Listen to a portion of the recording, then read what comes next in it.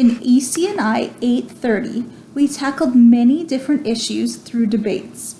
These issues had a disagree side and an agree side. Although every side had great arguments, at the end of the debate we voted on which side won. In order to properly illustrate my thoughts on the debates, I thought I would take you on a journey into my mind. It's not always this organized. You are going down. Okay, let's say we do 7, and it'll be best 5 out of 7. E4. The first topic was topic 1. Technology in the classroom enhances learning. In this debate, we discussed technology in the classroom and all the help that it is able to do. The agree side was able to target onto the disagree side's arguments and sink them pretty quickly. With digital citizenship and teaching how to use technology properly, technology can help teachers with students' learning.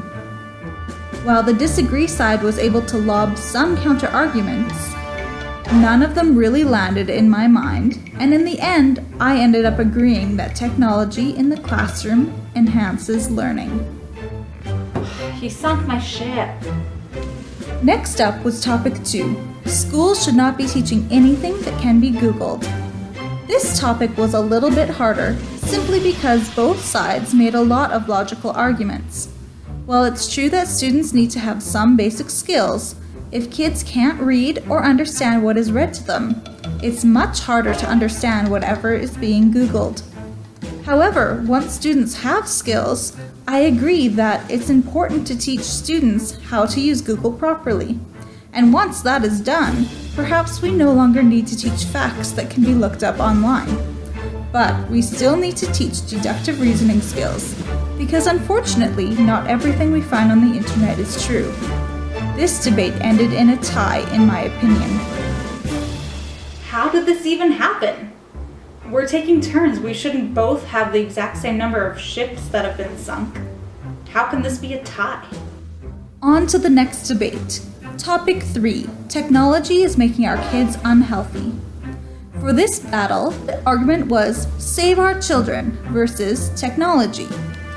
Both sides have great arguments, but I found that in this debate over time, one side had the same argument stated in different ways. This debate ended with disagree winning in my mind. Everything in moderation, technology is not making our kids unhealthy. Hit, you sunk my ship. Time for topic 4. Openness and sharing in schools is unfair to our kids.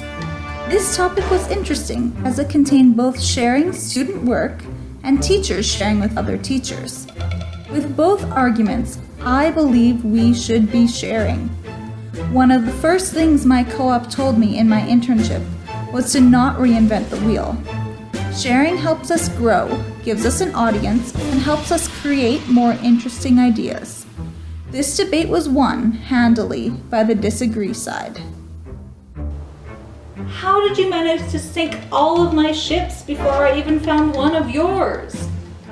In topic 5, technology is a force for equity in society, we saw the fact that when technology is available, it can be a force for equity. However, technology is not always available. Or if it is available, not everyone knows how to use the technology. Or, again, it's available but other key factors aren't, like internet access. I think though that if technology is available, it is incredibly useful. Therefore, we need to provide access to technology and the internet for all. It can be a force for equity, so in my mind, I agreed with the agree side. Okay, we each have the same number of ships, we each have the same number of missiles. This is equal. Next up, topic 6. Social media is ruining childhood, which was the topic that I argued for the disagree side during my debate, so you can probably guess which direction the battle went in my mind. While it's true that bullying happens online, it often happens in real life too. There are lots of positives to social media, and it's obviously something we won't be getting rid of. So in my mind, it's better to work with it and teach about it, both as parents and teachers, then to ignore it. But it's hard to play the game when the agree argument is care for the children. You feel like a monster arguing against the care for the children debate. But I am that monster. In my mind, we won that debate. Maybe I am a little delusional. That's okay. Oh, come on! I was one hit away! I should have won. Finally, the last topic we covered was topic 7. Public education has sold its soul to corporate interests in what amounts to a Faustian bargain. This was a difficult topic solely for the fact that, with every other topic, we were in control of where to place our votes. We were in control of the game board that we set up. However, in this particular debate, the Education Board and the Ministry have already set up our game boards and our classrooms, and we have to play with what we've got. Corporate interest tests aren't policies that are made with individual teachers in mind.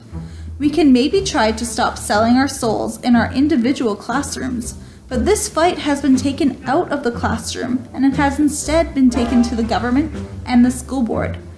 I found it hard to agree or disagree solely because it's going to happen whether or not I agree or disagree.